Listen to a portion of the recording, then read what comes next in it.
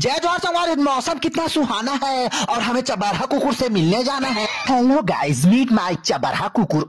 लड़का पाने में इनको दिक्कत होता है और कुकुर को धर धर बोलते हैं। इसको देखो, नवा नेवरिया गाड़ी सीखा है और चला रहा है, उतारो रे, मेरे को नहीं बैठना है। ये क्या, देखते ही देखते बर्तन भाड़ा गिर गया। शुक्र है लड़का लोग का गोड़ हाथ नहीं टूटा। वाह रे टूरा, आदमी मन छूट जाए चल जाए, लेकिन तू तो फिलहाल मत छूटे।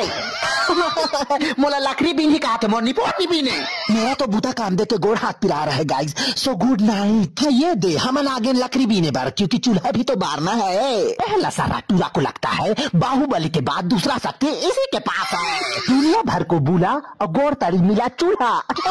एको घुना आराम करने को नहीं मिला। बूता बूता बूता ऐसे करके अन्न मढ़ा के भात को रांधा टिप जहिता भक लेते डार दिया जी है ना जी, और डाल के काबर भागा था जी।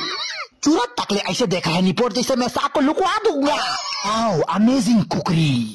हाँ, साग के चूते तक थोकन डुबक लेते हैं। देख टूरा कैसे उतान फेंका गया।